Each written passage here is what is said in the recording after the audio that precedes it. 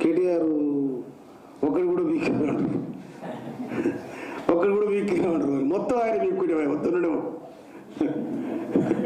మొత్తం ఆయన వీక్కుండేవా వద్దున్నాడు.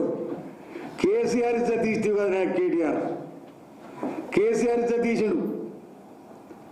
కేసీఆర్ ఎన్నడు కూడా ఒకటి పీక్కో రెండు పీక్కోడు ఎన్నడాలి ఆయన. కానీ నేను ఒకటి పీక్కోడు, ఒకటేది కూడా గుంపెడు అని పీక్కో, కాంగ్రెస్ ఆయన పీక్కో వద్దన్నాడు. వద్దా ఎవరన్నా నీకు ఇష్టం ఉన్నలా చూసుకో. రేవంత్ రెడ్డి చెప్తే రేవంత్ రెడ్డి చూసుకో, లేకపోతే ఇంకెవరన్నా చూసుకో, మంచిగా ఉంటుంది. నీకే మాటలు వస్తాయి. నేను కూడా ఇవన్నీ చూస్తున్నా. నేను జరిగే కొద్దిగా మర్యాద ఉండే అది బేమర్యాద చేసుకున్నాను. ఎవరైనా చేస్తారు వాకి ఈ మాటలు? ఒక పొలిటికల్ లీడర్ ఒక సంస్కారహీనంగా మాట్లాడతారా? ప్రజలలో ఆడు బాడపడిపోడు ఏపీ కూడా పిక్కోపరు అంటారు. మరి తన వారికి నీకు తేడా లేదా? ఉంటావా? ఇదేనా నిజంగా? నేను 20 సంవత్సరాలు చూస్తున్నాను. కేసీఆర్ ఒకటి పీక్కో రెండు పీక్కో ఏం ఏమన్నా అల్లే. నువ్వు ఆయన కొడుకు కదా, పూరా నిజ తీసి కదవా ఇంట్లో పోయినండి. కేసీఆర్ ఇంట్లో ఉన్నాడు పామౌదులా, ఆ కలెక్టర్ తిడతావు. నువ్వు కలెక్టర్ ఏంటో నీకు అర్థం ఉందా? కలెక్టర్ అంటే ఏంది? జిల్లా అడ్మినిస్ట్రేటర్, పాలనాధ్యక్షుడు, ఒక మెజిస్ట్రేటు. ఆడిని పట్టుకొని నీకు ఎంత జ్ఞానం ఉన్నాయా? ఇవాళ మొత్తం అధికారం పోగానే రోడ్లు పట్టుకొని తిరుగుతా ఉన్నావు. ఆగమాగం ఆ తండలు ఈ తండలు తిరుగుతా ఉన్నావు. లంగచర్ల పోయి లంగతనం చేస్తే ఆ ప్రజలంతా చీకొట్టినరు. ఆడు పోకుండా అయినావు. ఇటు పోయిన మబ్బాకు పోయినావు, మబ్బా పోతే జరం తిగినావు. ఎందుకా ఈ కోసంతా నీకు? ఒకటి బిగుతా రెండు బిగుతావు అంటే ఇరే అంటే మేము అనవా? అట్లా కాదు కదా. ఎందుకంటే నువ్వు తరిక గల మాటలు మాట్లాడితే నువ్వు తరికమంటుంటే మంచిది.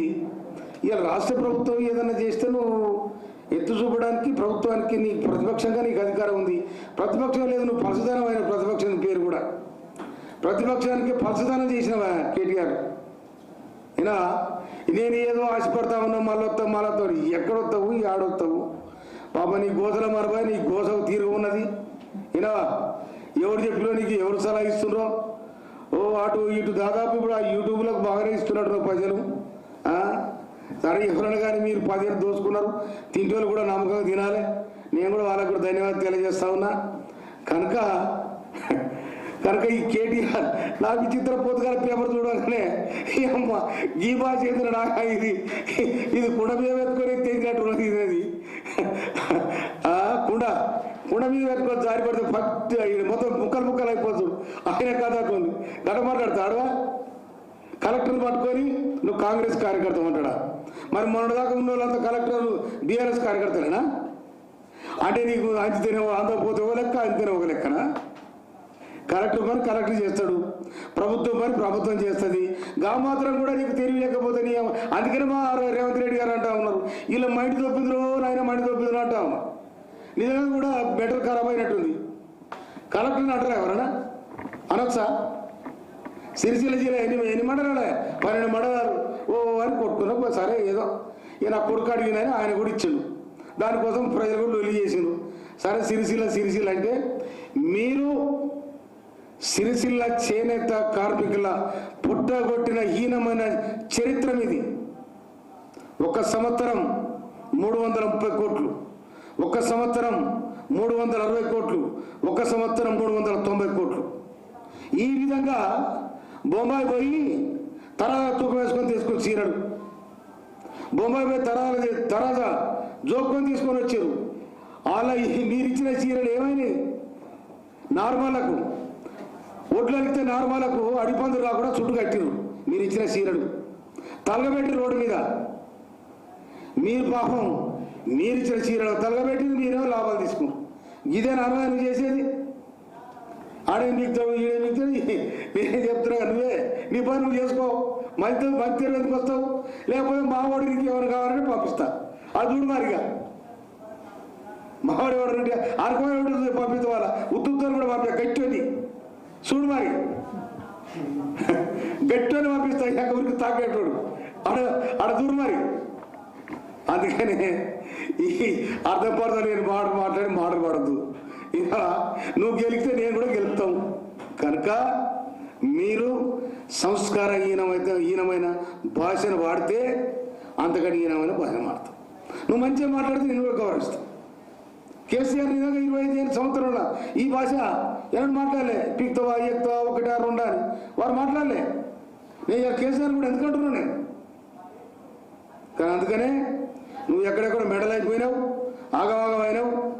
అధికారులు ఎవరు అయ్యే సొత్తు కాదు.